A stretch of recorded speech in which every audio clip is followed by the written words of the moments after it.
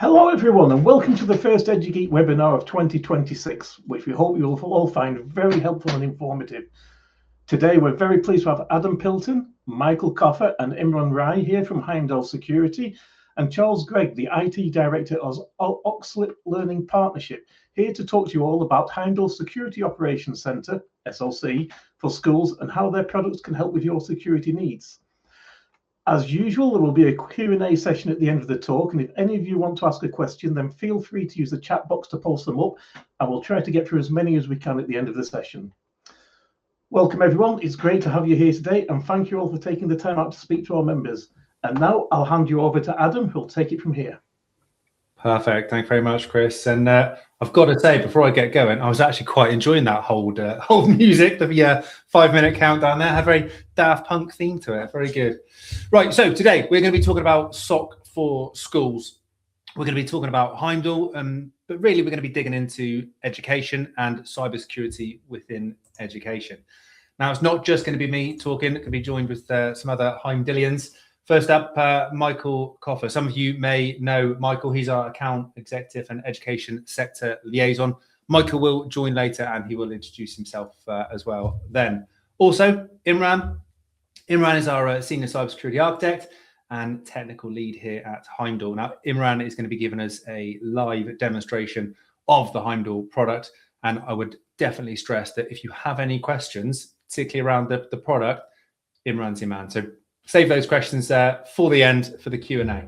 And then finally, myself, Adam Pilton. I'm a cybersecurity advisor here at Heimdal. My background is in law enforcement, where I led the covert operations management unit, which included the cybercrime team. So I've seen cybercrime from all angles, whether it be dealing with victims, arresting cyber criminals, or moving it through the criminal justice system, and then moving into the private sector, helping businesses improve their cybersecurity.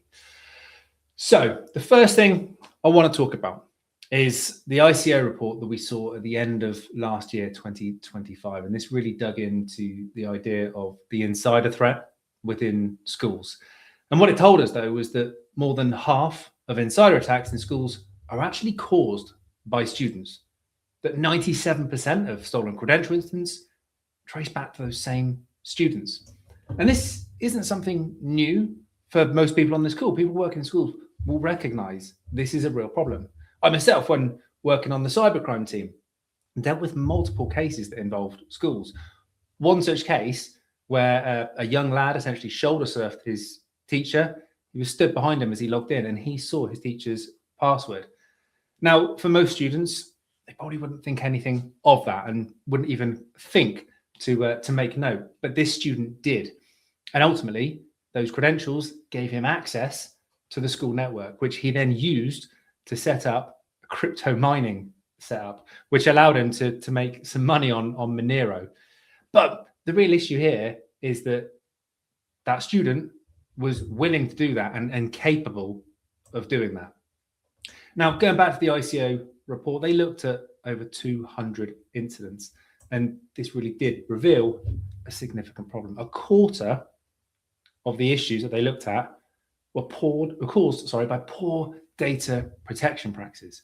So unattended devices, inappropriate staff access. And 1 in 5 was from staff sending data to personal devices. And others came from misconfigurations as well. But maybe the most interesting of all the stats is that only 5% involved truly advanced insider techniques. So the other 95% were not advanced attacks. And last week, Michael, Imran and I were at the Public Sector Cybersecurity Conference, and we sat and we listened to the CISO of the NHS, and he framed something in a really, I thought, insightful way, that quite often we refer to cybersecurity as having basic controls that we must put in place. Things like really what we're thinking about here is the cyber essentials level control, strong passwords, MFA, effective patch management or vulnerability management. But the CISO from the NHS, he said he frames this now in a different way. He uses the word foundational because he knows from his experience, and I'm sure particularly those of you that are actually dealing with the security within your schools, it's not basic, it's not simple, particularly when you've got students. That becomes a very tricky problem around the implementation of MFA. So referring to these steps as foundational steps that you then build your cybersecurity on, I thought was a really insightful way of looking at it, rather than framing it as something basic that should be done and is easy and obvious to achieve, when really it's far from it. But the whole ICO report, the insider threat piece, it raises a difficult challenge, because on the one hand, we see teenagers who are motivated and capable, which is a good thing when we're thinking about education. But on the other hand, if they're motivated and capable and uneducated in terms of the seriousness of what they're potentially doing if they are abusing their school networks, that's a serious issue, and an issue that really there is no clear and obvious answer for. And I mentioned before, dealing with multiple cases in schools myself, and one of the things that I used frequently for this was community resolution. Now, this is something that is used across all crime, but particularly in this scenario of the education sector, schools and students that are potentially committing Computer Misuse Act offences, this is a really good approach, because it allows the school and the student to get together face to face and discuss their perspectives, their viewpoints. So the student then becomes educated in the seriousness of what they've done, the impact of what they've done. Something which may seem like a joke can have serious consequences further down the line. And this is one of the core education issues. But it's not the only threat that the education sector faces. If we look at the graph on the screen here, looking at 2025, so the first quarter of 2025 started with the education sector as the hardest hit sector, experiencing a huge 73% year-over-year increase in weekly attacks. And then moving on to the second quarter, the trend just continued, a 31% year-over-year increase. And this actually cemented the education sector status as the most targeted industry globally, a significant stat, and not one that any sector would want to be part of. And then moving through to July 2025, the pressure remained. Schools, universities averaging 4,388 weekly attacks, which was a 24% increase from the previous year, just demonstrating that sustained high volume targeting.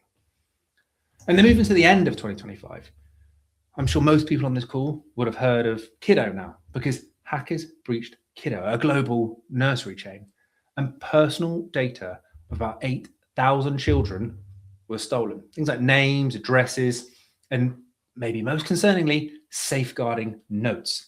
And this was all in the attacker's hands. And rather worryingly, in order to prove that they had this data, they actually leaked some samples. So data essentially relating to children, safeguarding notes relating to children.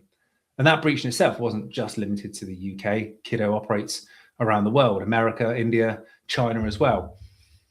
But that was just one significant attack of many that go unreported in the media. And that was 25. Bringing it now into 2026, we've only just got into February, and already there's been a significant attack. Nuneaton School at the start of January, the start of this year, they were subject to a cyber attack, and their entire IT infrastructure, digital services, telephones, emails, offline. And those were the digital services, the services that you'd expect to hear but going offline during a cyber attack. But the things that had the biggest impact were the ones to safety: electronic gates, fire alarms, digital registers.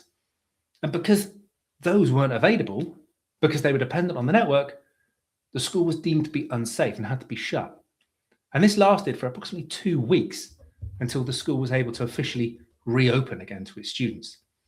And as of now, start of February, the school is fully operational, but it is still rebuilding its IT systems, as well as supporting law enforcement, supporting or working with the DFE in terms of an investigation as to what happened, and essentially will there be prosecutions. But all of this, why am I telling you all of this? Well, the reason is because the UK education sector is a prime cybersecurity target. It's got high value, sensitive data, as we've just spoken about, widespread technology use. But and this is the big problem, something I'm sure you all experience on a daily basis, limited resources for cybersecurity. And unfortunately, this leads to predictable vulnerabilities in your IT infrastructure. Things like patching, vulnerability management. And this is why we see such standards. DFE have brought out, or the Department for Education, sorry, have brought out standards that they expect schools to be achieving. And ultimately, the DFE standards align predominantly with Cyber Essentials. There's a couple of things not included, so incident reporting, backups, which aren't in Cyber Essentials, but predominantly they align with Cyber Essentials. And we know that a Cyber Essentials mandate as well has been pushed out by the DFE, not impacting secondary schools yet, but colleges are expected to have and maintain the standards of Cyber Essentials throughout the year. And from the people that I've spoken to that are working within schools, they've said history has showed them that essentially these things, these mandates, they roll out from the top down. So they're very much expecting in the coming years that Cyber Essentials will be mandated for all schools. And this is all part of the cybersecurity journey they're on. We need to get those foundational pieces in place and then keep building on that. So we've got a strong security posture. And we're potentially looking at ransomware payment bans coming into place as well. Again, changing strategically how we can act. Some schools may have insurance in place and maybe partly dependent on the idea of being able to pay ransoms to recover data. Well, if we've got a ransomware payment ban in place, our schools need to be talking about this to discuss how best to prevent it. And prevention really is, when it comes to ransomware, is the best cure here. Now I'm going to bring onto the screen with me Charles. Now I haven't mentioned Charles yet because he is now going to introduce himself to us. But Charles is Director of IT at Oxlip Learning, and he is a user of Heimdal.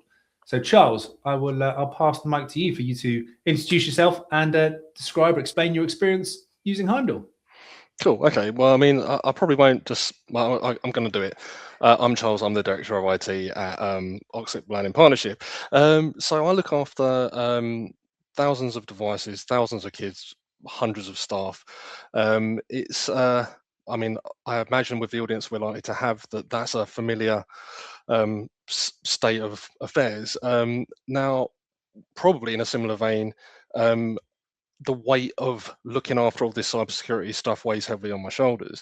Now, we're the result of a couple of trusts merging together, which means that I find myself looking after two in this instance, very different setups, two different existing AV solutions, both of which I won't throw under the bus, but both of which are perfectly fine in that they have all your sort of process forensics and all that sort of stuff. The problem that I've got is probably like a bunch of yourselves. I haven't got a team that has endless amounts of time to sit and look through all of that information. So this was the problem that I had. I've also worked in cybersecurity to an extent prior to this job, so I kind of know the battle that I'm fighting and how futile it kind of seems. So I was looking for a solution to answer the problem of effectively alert fatigue was what I had, because I would get alerts through, you know, firstly, whenever at night or during the day or in the holidays or whatever, I'd be like, oh, is this going to be devastatingly bad thing that's happened here or not? So I'd find myself going through all these like process trees and stuff, and eventually just finding out it's a bit of classroom control software that's done like privilege escalation or something, which it's supposed to do. So I've wasted a load of time. I've had a slight sort of breakdown whilst worrying about the fact that maybe this is the day where everything goes wrong on my network. So I've been aware of sort of SoC-based MXDR products and also how expensive they are, because that's what I sort of used to work in that kind of area. What I didn't think was that I could afford that as a school to have that product myself. Luckily, I was complaining about, lamenting about my situation, and Michael managed to help me out. I'm sure I'll speak to that later. But what this enables me to have is a team of 24/7 people looking over all of my stuff. So I've got, as I say, thousands of devices, people doing weird things on the holidays, on leave, whatever they're doing. And now, if something happens, I've got confidence that the guys in the SoC can just nuke it from the network. So the worst I have to do is rebuild that computer. I mean, obviously, I'm skipping over the fact that the AV side of things, the ransomware protection, that's all very good, and it makes me feel warm and fuzzy. But I think the biggest takeaway from me that wasn't previously available to me, at least that I couldn't find previously available to me, was to have that 24/7 coverage, all of the time. What I did used to get was, particularly around Christmas, and like I would be surprised if I'm alone in this, is that someone would be making a quiz or something like that, and they download document or PDF to document converter or something like that, and you're just like, how many times have I sent around an email saying don't do that? But I'd get an alert, probably from my existing AV supplier, at like 2:30 in the morning, which was definitely not when that was downloaded, but it was obviously when it was doing something. And then I'd have to panic until either later that day, or if it was a holiday beyond that. Whereas now, if I give an example of going to bet, one of my senior leadership teams in one of my schools clicked through a phishing link, and they didn't, and I was able to quickly assess this, they didn't click on the link, but they'd gone into a thing where a malicious link laid. Brilliantly, I'm already on my way to bet, so I'm like, this is great. Network's going to get encrypted whilst I'm away. I pinged a message over to the MXDR team, and they said, no problem, we can see that link hasn't been clicked on any devices. They basically were able to put me in a place where I felt comfortable that, you know, the worst wasn't happening in my absence. And I think it's kind of like that ability to get rid of alert fatigue, because I think people underestimate how many alerts we as IT guys get, and B, sort of the continued 24/7 holidays, the whole shebang monitoring that they provide you, and the ability, and again, I'm sure Imran will go into this, like you can give permissions to let them knock machines off so that you don't end up with infections in your network and stuff like that. Something that I'm all for. I mean, I used to have a full head of hair, and then I became like an IT manager of a bunch of schools, and then you realise the exposure that you have and the ability you've got to stop these things from happening, and here I am. But yeah, so I mean, I can only speak very happily about the peace of mind and the stress that it takes off of me, having a team of people who are experts in the field to rely upon, rather than me having to cobble together some kind of solution during working hours that I'm trying to understand from various different AV providers. So I realised that I've kind of rushed that because I was trying to hit my time thing. But yeah, I mean, the takeaway is it gives me great coverage. I believe in it, and it makes my stress disappear. Primarily, those are the things that matter to me. So yeah, that's it really. So if we hand back to Adam, that's all good. Perfect. Thank you, Charles. And you clearly hit a note there, because in the comments, John's made a reference to the joy of end of terms, which I believe might be referring to that quiz, which always makes me happy when I hear that. Yeah, I mean, I doubt I'm alone in that, that's for sure. Charles, I was going to ask you, I know, oh, you've gone and you're back. Shall we swap positions? Yeah, I was going to ask you about the tools that you use, and I know you use the remote desktop tool. And obviously you've spoken about the SoC, and that's why we're here today. But things like patching, things like the remote desktop tool, for me, like real wins. Is that fair to say? I mean, well, so if ultimately the process I went through getting it was, you know, I was looking for, and this was at the first point, I was looking for the ransomware prevention, because that's probably a big weight on people's minds, and the 24/7 monitoring. Those were the things that got me interested. We picked up the other modules because they represented good value. The one I was kind of most surprised about using it as much as I do, and just added it on because why not, sort of thing, was the remote desktop. And because I have multiple sites and multiple different configurations of how we do it, we had ways ahead of being able to like remote on to different servers and using them as jump boxes and all well and good, but now I can just go bosh and jump onto any machine, whether they're at home, whether on whatever site they're on. As long as I've got an internet connection, I'm on there.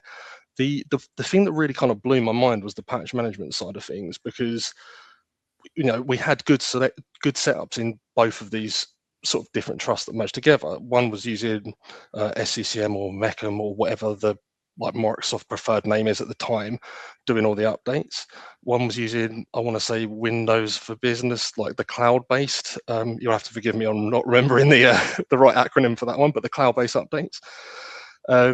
So both sites, we were feeling pretty confident we're doing the updates well. We have got a short window, Then we put on the Heimdal patching tool, and it shows you your actual situation. And I don't think we were in a bad position, but certainly we could have been better. And the good thing from my point of view was it was basically like a couple of tick boxes, and then we were in that good position. But it was certainly eye-opening to get that insight. Yeah, perfect. Thank you for sharing. I think it's good to hear from yourself, and the insights that you've got from using the product on the day-to-day. So I imagine a few people in this call have probably joined because they have the question of, well who are Heimdal? Lots of organizations may be working with us already, but for those of you that aren't, and even those of you that don't know our history, I'm going to run through who Heimdal are, just to give some context about our beliefs, our values, and why we do what we do. So this all starts out in 2011, when for the first time ever, a non-US team won the Capture the Flag Championship. And that was with an innovative idea which revolutionized DNS security. And you've guessed it, the team was Heimdal. So roll the clock forward a couple of years, and then Heimdal were praised by the FBI, Europol, and the US Department of Justice in their fight against ransomware attacks, because Heimdal supported them in successfully taking down an organized crime group by the name of Zeus Ransomware. 4 years later, in 2018, Heimdal won the Anti-Malware Solution of the Year at Computer Security Awards. The following year, we win that award again, and we win the Anti-Ransomware Solution of the Year and Network Security Solution of the Year. In 21, we win AI and Machine Learning-based Security Solution of the Year at the Computer Security Awards and Cloud-Delivered Security Solution of the Year at the Network Computing Awards as well. And the awards have continued to come in, and we've managed to be able to support and gain the trust, crucially gaining the trust, of over 15,000 organizations worldwide. And that is because fundamentally what Heimdal believe in is cybersecurity. All the products that we're going to be talking about today, these have been created and built by our founder from scratch. So none of the products are whitelisted, they're all our own products. We know every line of code, and that is where you get the beauty of unification. That's a big piece of what we're going to be talking about today and what Imran's going to be showing you. So when it comes to unification, everything in our platform integrates seamlessly, giving you streamlined workflows and ultimately enhancing the visibility of your security. It allows for proactive threat prevention as well.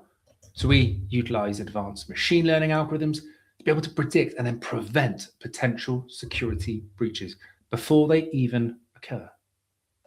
And Heimdal, lots of the language we're using, certainly this year and the end of last year, was we're thinking of security in three bubbles, so to speak. So you've got your network, you've got your device bubble, and then you've got your identity bubble. And compliance is a significant thing. Since 2007, it's grown and grown and grown. In 2026, every organization, whatever industry you're in, will be looking at some sort of compliance when it comes to cybersecurity, whether that be mandated or voluntary. And that's exactly why Heimdal are leaning into compliance and making compliance a lot simpler. So whether it's NIS2, whether it's Cyber Essentials, whether it's simply just wanting a report on where you currently stand, all the tools that you use from Heimdal feed into those reports. So let's take the example of Cyber Essentials, because it aligns nicely with where we are today and the DFE standards. You can download a Cyber Essentials report, which will show you exactly where you are in terms of, are you patching your devices? So you've got no critical or high vulnerabilities that are older than 14 days. MFA, is that across all users in your network, making the burden potentially of complying with these standards a lot less, because you're simply implementing your security. And as we've heard from Charles, When it comes to our SoC, MXDR, you've got that peace of mind that 24/7 monitoring is taking place. Evenings, weekends, school holidays. We certainly heard that a lot, I bet, this year. Having that peace of mind that when you are away, you don't have to worry about it, because Heimdal are looking after your network and will respond how you've asked us to. You've got those specialists supporting you. So what I want to show you here is essentially the products at a high level that Heimdal offer. And this is no different to my policing career, because with my policing career, when I was conducting investigations, I layered data to be able to prove what happened. And that's exactly what Heimdal do. Multiple feeds, enriching the data that you're getting, allowing you to make more informed decisions. And if we break down to see what's in every pot, so to speak, I'm not going to go through each and every one. Some of them you can see what Charles and I have just been discussing. But you can see here, we've got ransomware, encryption, protection, a significant threat to all organizations. With our ransomware encryption protection, which has recently been enhanced from having one singular engine to 4 engines, making it quicker to detect and more likely to detect potential ransomware or encryption processes, stops it, prevents this from escalating, prevents it from becoming a situation, there's a crisis and impacts upon daily business. And you can see broadest tech stack in Europe, a significant amount of technology under one platform. And as Charles mentioned, reducing that agent fatigue, that numerous notifications from different products, none of them speaking to each other. This allowing us essentially to simplify the information you're seeing, reducing that stress, reducing that burden. And that's enough of me talking about it. Let's bring Imran on so he can show us what it actually looks like, how it works. So Imran, over to you. Thank you, Adam, and good afternoon, everyone. So as you can see here, when you first log into our platform, you're given a nice high-level holistic view of what's occurring within your environment. And as Adam kindly alluded to, we have, in excess of 12 modules within the unified suite that all share data and correlate data together to give you a storyline as to what may occur. For the purpose of today's webinars, we'll be focusing on DNS security, EDR, and vulnerability and exploit management. So straight off the bat, as you can see here, from an exploit and vulnerability management perspective, we can see what's going on with our operating system updates. Now we support and patch the likes of Windows, Linux, and Mac OS, and third-party applications. So, you get a nice overview of how many vulnerable applications you have in your estate, how many patches are being applied, and the same for the OS side of things. How many OS updates have not been installed, what's currently pending, what has been installed, and you can deep dive into these modules to get a lot more detail. And just moving on down, you can also see what our EDR modules are detecting. So you've got NGAV here, ransomware protection, and all the other modules that are part of the suite. So before I dive into the results, let me just show you some of the configuration options you have for said modules. So going straight into one of my policies here, and you're not limited to the amount of policies you can have within the platform. You can have as many as you like, and you can have endpoint assignments done to policies based on AD groups, be it on-prem or integrated into Azure Entra. So focusing first things first on DNS security.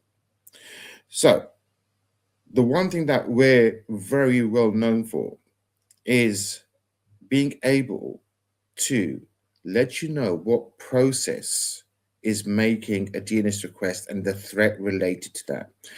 And we call that TTPC, threat to process correlation. So it's a simple checkbox that should always be enabled, and the amount of information that it provides is invaluable. We can also perform full logging, and we're also, compatible with all the different VPN solutions out there, be it full tunnel, split tunnel, future-proof for DNS over HTTPS. But the sort of configurations that you can do here, you can add domains to block lists, allow lists. We actually have CASB built into our DNS security module, meaning you can prevent applications from making requests. So, you've got the likes of like Xbox, Office, but more importantly, public VPN solutions. So your Nord VPNs, Express VPNs, private VPNs, VPN secure. So you can use all these options here, block these applications from making any outbound requests, and hence making sure you're averting any risk or circumvention of your security task force. Moving forward, you can also block based on category. So we've got a plethora of categories here that you can block, such as social networking, dating, malicious proxy servers, peer-to-peer sharing. And we can also prevent and display our block pages over HTTPS, HTTP connections, with providing you the ability to customize your block pages as well. More importantly, within the DNS security is our vector end detection. So this is the award-winning component of DNS security, where we can detect your unknowns when it comes down to DNS. Your dare I say, your zero-day DNS threats, where the domains are just popping up, could be lasting a couple of hours, a couple of days. We're actively analyzing and checking those domains, analyzing those domains, and feeding that data back into our platform to ensure you're getting the best out of this module. Then moving forward, we have patch and assets, vulnerability management, exploit management. Within the third-party patch management side of things, we have over 400 applications that we can natively patch to the latest version to make sure you're risk averse. Now, not only do we natively patch this, and bear in mind, this is all silent, zero user interaction, and zero user disruption. So not only are we patching, you can also deploy applications via this tool using the push install. You can allow the installation of these applications via the Heimdal agent as well. And you can actually lock certain applications to specific versions. So I'm going to say an extremely horrible word, Java. So we know with Java, upgrading Java can actually break the underlying applications because those applications are version specific to Java. Just to give you an example, you've got Java 7, Java 8, you've got the SDKs as well. So you can go in and actually lock Java to a specific version. Of course, it's going to be an informed decision. Not upgrading it will break the underlying applications, but that functionality is actually built into the third-party application patching process. Not only will it patch, install, we can also uninstall applications, and if need be, you can do it based on a schedule. Then we have the OS updates. So obviously, again, you need to make sure your applications are patched, they're exploit-free, but the OS also needs to be patched. So you've got some options here where you can install every single patch, be it patches and upgrades. And you can be a lot more focused for your servers, meaning if this was my endpoint policy, I'm going to throw every single patch at it because they're endpoints. And when it comes down to upgrades, your large H1s, H2s takes about 20 minutes, maybe 30 minutes, again, depending on the hardware. These are broken out, so you can decide if you want to install those, not install those. And if you do want to install them, you can actually postpone or allow the end user to postpone these types of upgrades for a period of time because they're going to take some time. We'll also patch your BIOSes, your drivers, other Microsoft products such as your Words, your Excels. More importantly, moving on down the list here, you can schedule your patches and your reboots, which everyone knows, reboots are pretty much a hindrance when it comes down to patching, especially if you leave it to the device itself. They'll just reboot as many times as they need based on those Windows updates. So you can schedule your reboots. And on top of that, you can also postpone reboots or allow the end user to postpone reboots if they're in the middle of some work or a presentation. So you give them that level of control and flexibility, ensuring productivity is still important, but so cybersecurity and patching. So it's all built within the respective patch and assets module. Then we have EDR. So we layer on top of every version of Defender out there. So the free versions, the ones that you get with A1, A2s, A3s, E3, E5s. And that decision was made because Defender is actually good at what it does. It will detect your signature-based threats. It's already on your device as part of Microsoft licensing or even the free version. So what we thought was, let's sit on top of that and let's catch what it misses. And that's exactly what we do. So as with most EDR solutions, we can scan your USB ports. We can isolate if anyone tries to tamper with the Heimdal agent services or processes, send alerts out for the IT admins to go and have a look at what's going on. We have zero trust built in, meaning we're actively analyzing every process that's executed on the device and making sure if it is malicious, that is prevented. It's a very, very powerful module. You can even go as far as throttling the amount of CPU we're going to use on each device per policy. And again, team, all these options are configurable per policy. So one policy can have a different set of settings, another can have a different. We've got real-time protection built in. We can scan into archive files, zip files.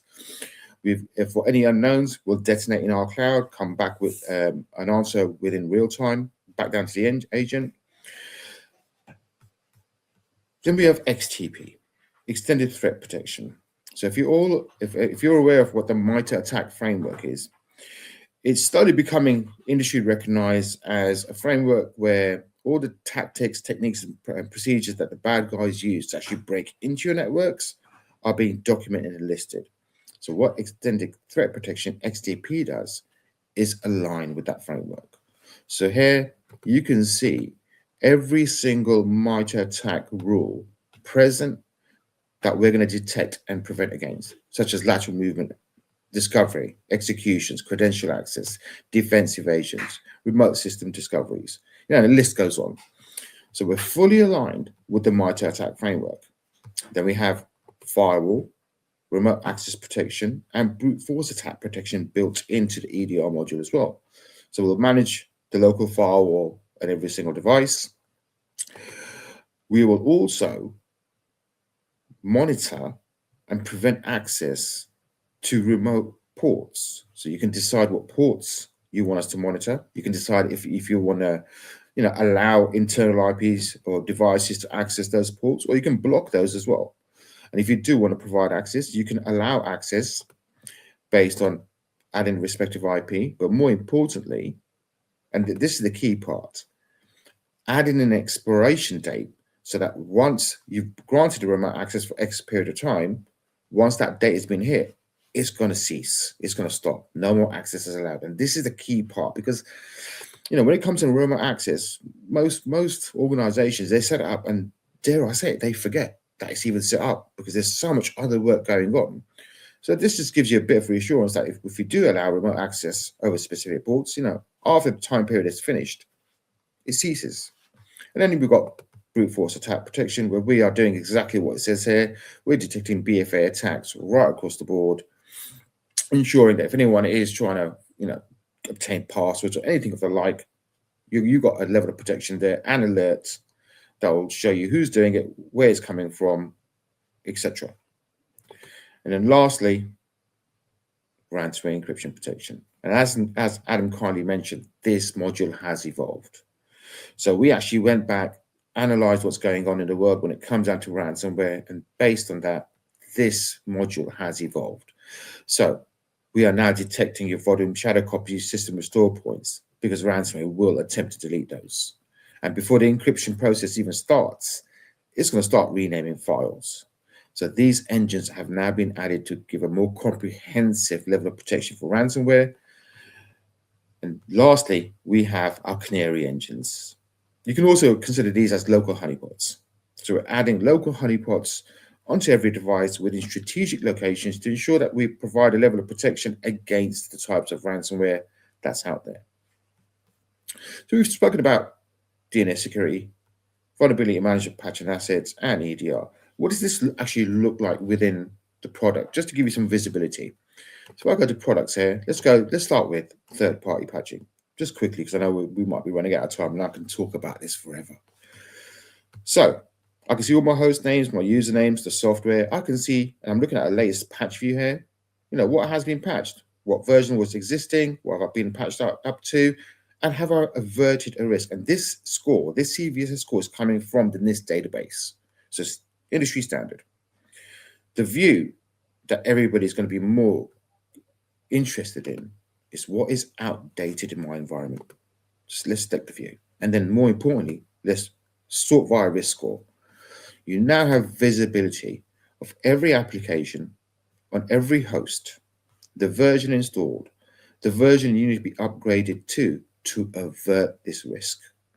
And this, these CVSS scores, some people might say, are you sure they're there? Well, let's hit the CVE and it will take us straight into the National Vulnerability Database where you can actually see what that exploit is. So, the proof is always in the pudding. So we show this within our platform. And that's not just on a third-party patch perspective, it's also on an OS perspective. So from a Windows perspective, you can see how many patches are available. And again, sort via CVSS. What are the most highest risk patches that I need to start pushing out? If you want to, you can push these out manually, but the whole ideology behind our platform is this is all automated. We want to free up the time so you guys can concentrate on other things and let us worry about this stuff, let us fix this stuff.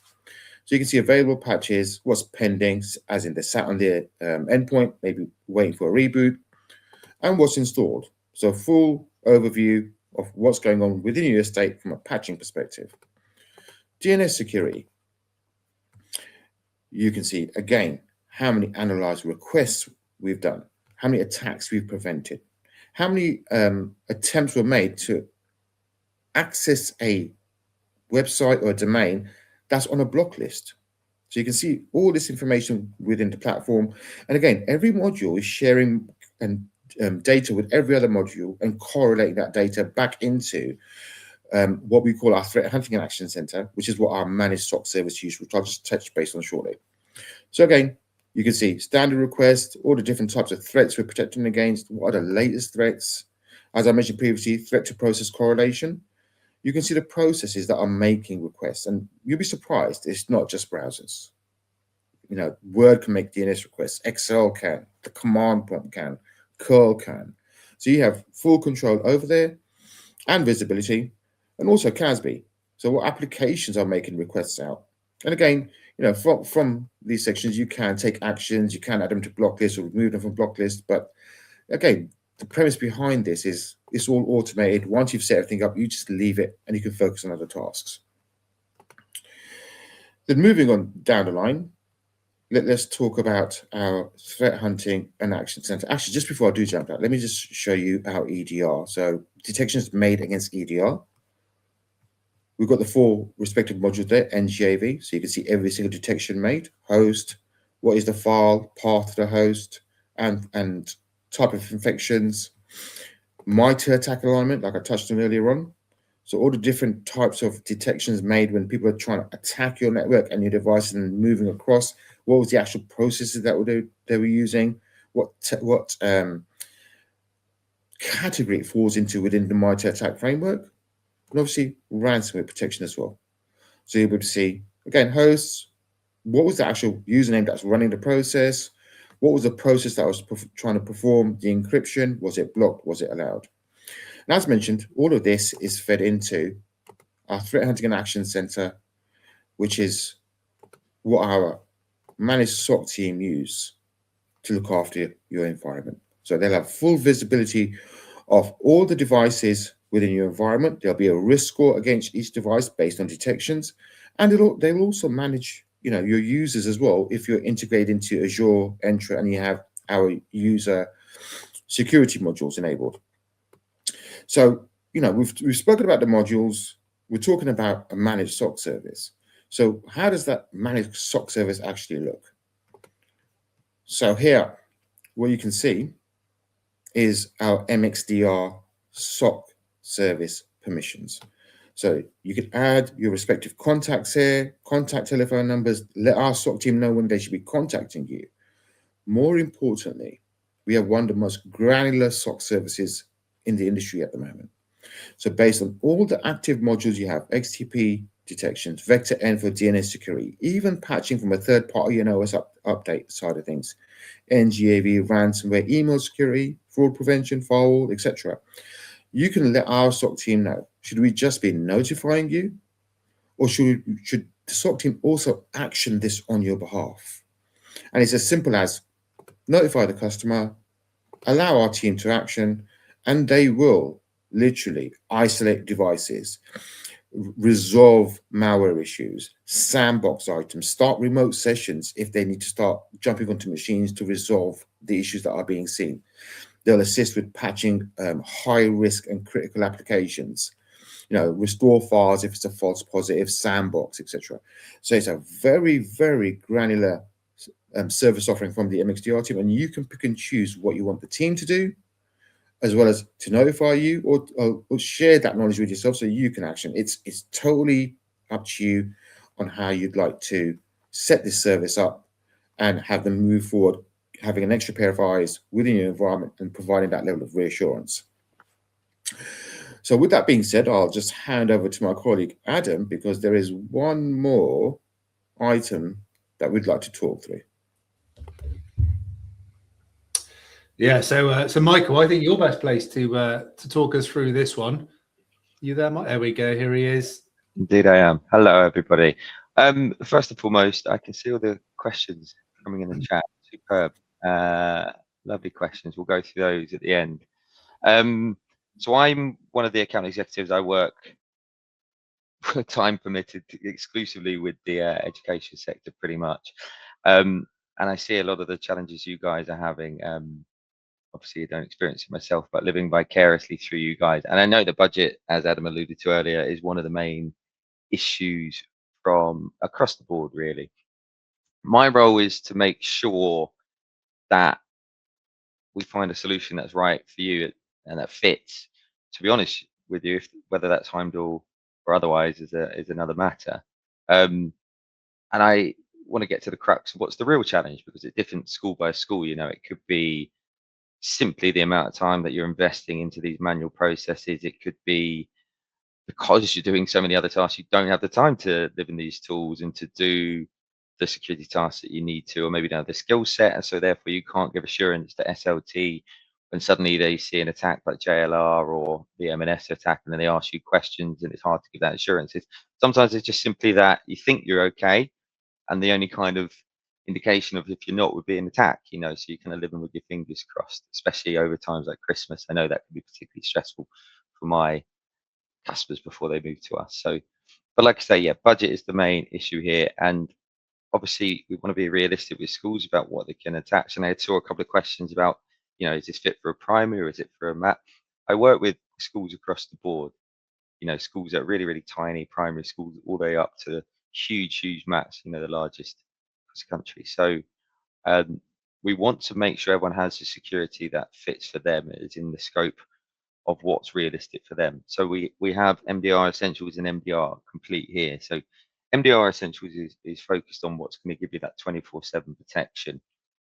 And then MDR Complete is giving you that protection, but all the other layers additional to that as well. Not to use a cliche, but security is like an onion, and obviously the more layers you have, the better, right? So essentially there's two tiers of what we can do here. But again, I like to be quite bespoke with the schools that I work with as well, in terms of if there is something that you particularly need on top of that, maybe it's something like admin rights, then we could talk about that as well. I saw one of the questions, we've got a contract in with so-and-so up until, XYZ date. It's a good question, because you're kind of working towards their time frame. If you're experiencing that problem now, and if you're having that problem now, but you've got to wait until that renewal, it's why we have to be super flexible with the schools that we work with to try and solve those challenges now, because if you're living them now, time frame is another matter. But anyway, like I say, I digress. Two options here. We have MDR Essentials and MDR Complete. Do you know what? I'm gonna start at the top of the list in chronological order, and just before anyone starts asking any questions, we got 7 minutes, so let's get through these 9 questions I think we've got here. So the first one is from IT Man, and Imran and Michael, I'm going to ask you both to comment on this one, but is this suitable for a single primary or is it overkill? He's added a bit more context as well. He's IT man said he's thinking of usability and if budget friendly for a single school and not part of a MAT. So Imran, Michael, over to you. Yeah, Michael, for this one. Yeah, happy to take this one. It's a good question. So I was speaking to a MAT earlier and I was speaking to a primary earlier to answer your question. So the challenges might be slightly different, but I guess the end goal is giving you a time back and giving you assurance. So we work with both. Appreciate I've only got 7 minutes, but we absolutely work with both. So no, not overkill. It just tends to be maybe there's less stakeholders involved, you know, as a single primary versus a MAT. So maybe it's a little less complicated, but we work with both is the short answer. Perfect. Thank you. And the next one, Charles, came in whilst you were talking. It's from Ken. Ken's asked, what products did you evaluate it against and how does it compare to others? Okay, so although I'm sure I'll be able to hear the boos from here, I'm not going to actually name names right now. If you want to hear, ping me on LinkedIn, but or wherever. But I'm not going to put it on this. But to suffice to say, 2 major players are what we had that didn't have MXDR, or we couldn't afford the MXDR from them. I evaluated it against other large players, shall we say. I'm trying to think how I can do this without naming names, but basically one of the quite name them. Okay, well, okay. Sophos X or whatever their MXDR one is was one that I evaluated, and the quote that I got from them was literally more than my entire IT budget. So, admittedly, I hear they do better pricing now, but I mean, I couldn't speak to that. But certainly at the time, it was like soul-crushingly expensive. Like I was like, well, this is a thing I can't even entertain. But I looked at basically, if you type in MDR suppliers into Google, I probably looked at them all, or at least the top sort of 5 of them, because I wanted an MDR solution and I was hopeful that I would be able to afford one of them. So hopefully that's the answer to that, as not exciting as it is. But if you want names, ping me.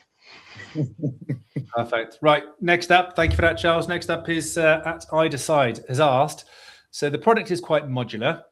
We are looking at improved patch management. SoC sounds good, but we have quite a bit of time left with AV contracts. Michael did touch on this ever so slightly, but can you give us a little bit more? Yeah, exactly. And this is really, really common, is that, you know, you have either something you put in yourself or that was legacy put in or whatever the time may be. The reason we work in a modular fashion is because not everyone has the luxury of shifting over an entire environment at once. You've got bits and pieces at different times that you've put in point solutions to fix certain challenges, which was very much how traditionally the market went. You know, 15 years ago, you have a good AV and you're fine. But now there's so many different parts of security. It's quite convoluted and difficult to maintain. That's one of the main value pieces for my customers. Everything in one portal. I'm getting off the point, but yeah, absolutely, we can be flexible about that. I think it's worth just having a conversation. Yeah, commercially, we can be flexible about what's going to work for you guys, because, like I say, if you're experiencing the problem now, why wait, 9, 12, whatever months, and just live with that, Perfect. Thank you. And you've actually answered a question there. Andrew popped a question in saying, so what's the pricing model? And the answer to that, it's fair to say, is to speak to you. Your email address is in the chat there, so please do speak with Michael on that. Imran, one for you. Conscious we got 3 minutes. So Imran, how RAM, CPU heavy are the endpoint clients?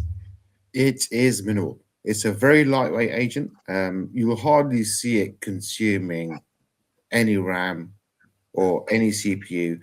And if, dare I say it, should a hiccup occur, touch wood, it's never happened while I've been here, you've got the ability to throttle the CPU as well. So, you can cater it to legacy hardware based on the policy. So there shouldn't be an issue there. Can I chime in on that based on our audience?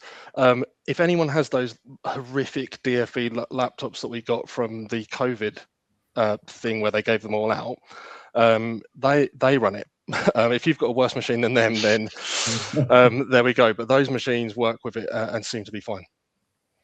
Perfect. Thank you. And Imran, I've got a couple more from you. First one from John. He said, is the patch management a fixed library or can we add apps?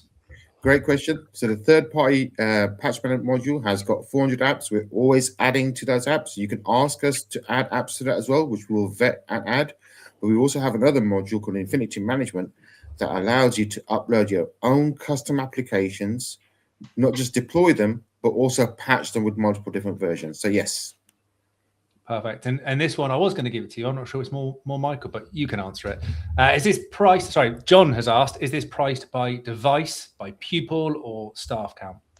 I might as well give this one to Michael, actually. Yeah, that's probably me. So yes, endpoint and server is how we do it. But there's a couple of modules, say, for example, the remote desktop, where we price it by the supporter who's going to be running supporter sessions, for example, because I've run into situations where customers have had just common sense will prevail. You know, they have loads of different supporters, so yeah, common sense will prevail. But typically, endpoint and server is the discrepancy. Perfectly. And I see IT Man has asked the question: how does it compare to Action One, especially with the 200 free endpoints? I don't know the answer to that question because I'm not familiar with Action One. If anyone on the Q&A, the panel is, shout up now. Otherwise, we'll take that question offline. Yeah, I can handle. Yeah, yes. Action One really good tool, really good patching tool. It depends on the approach that you guys want to take. You know, if you want to have different tools with different aspects of your endpoint, great. And if you want to have consolidate, great. Genuinely, neither approach is right nor wrong. It just depends what you guys want to do. Behind all the differences, we do the patching, and then we consolidate all these other areas, EDR, email security, DNS. Well, what we've been through today, obviously, into one area. So just from a budget perspective, operational perspective, customers might just tend to really like that. It's all in one place. Action One, though, if you're a primary, you've got less than 200 endpoints, you're getting it free. You can't really argue with that, you know. So just depends what you guys are looking for that consolidation. Perfect. It's interesting. Thank you, Michael. And the final is not a question, it's a statement, but I'm going to read it out because it's good. Mr. Steve.